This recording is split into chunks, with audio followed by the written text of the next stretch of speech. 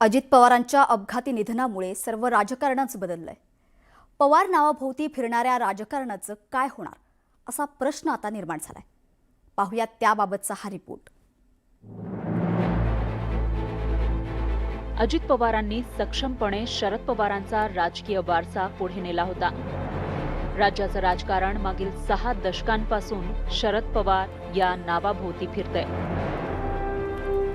मात्र काकाच्या सावलीत राहूनही अजित पवारांनी त्यांची स्वतंत्र ओळख निर्माण केली होती.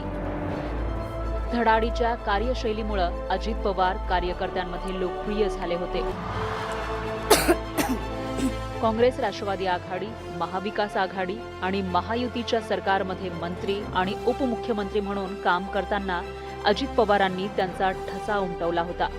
2023 मध्ये एका राष्ट्रवादी काँग्रेसच्या 2 राष्ट्रवादी काँग्रेस झाल्या. मात्र पवार नावाचा करिश्मा कायमच होता.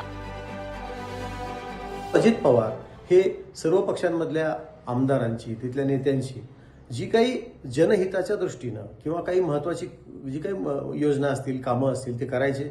त्यामुळे काही मुद्द्यांवर मतभेद असले तरी काही मुद्द्यांवर इतर पक्षातले नेते त्यांच्याबाबत एक वेगळा दृष्टिकोन बाळगून असत. शरद पवारांनी वयोमान परत्वे त्यांचा राजकारणातील सक्रिय सहभाग कमी केला, तर दुसरीकडे महायुतीत उपमुख्यमंत्री असलेले अजित पवार सरकारच्या योजनांना गती देत पक्षाचाही विस्तार करत होते.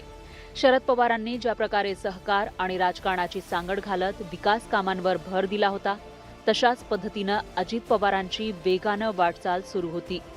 मात्र नियतीला हे मंजूर नव्हतं. वेगानं वाटचाल करणाऱ्या अजित पवारांच्या विमानाला अपघात झाला आणि पवार नावाभोवती फिरणाऱ्या राजकारणाची गतीच मंदावली. कारण अजित पवारांची एक्झिट हा दोन्ही राष्ट्रवादी काँग्रेससाठी धक्का होता. अजित पवार यांच्या जाण्यामुळे राज्याच्या राजकारणामध्ये एक मोठी उणीव निर्माण होत आहे, हे वास्तविक आहे. आणि त्यांचे पक्षातीत संबंध हाही एक चर्चेचा विषय असतो. कारण सर्वच पक्षातून त्यांच्या निधनाबद्दल अतिशय हळहळ व्यक्त केली जाते. प्रतिक्रिया भावनेने ओथंबलेल्या येत आहेत. शरद पवार, सुप्रिया सुळे, सुनेत्रा पवार आणि रोहित पवार हे सक्रिय राजकारणात आहेत. पण शरद पवारांनंतर अजितदादांनीच राज्याच्या राजकारणात दबदबा निर्माण केला होता. पवार नावाभोवतीचं वलय त्यांनी कायम राखलं होतं.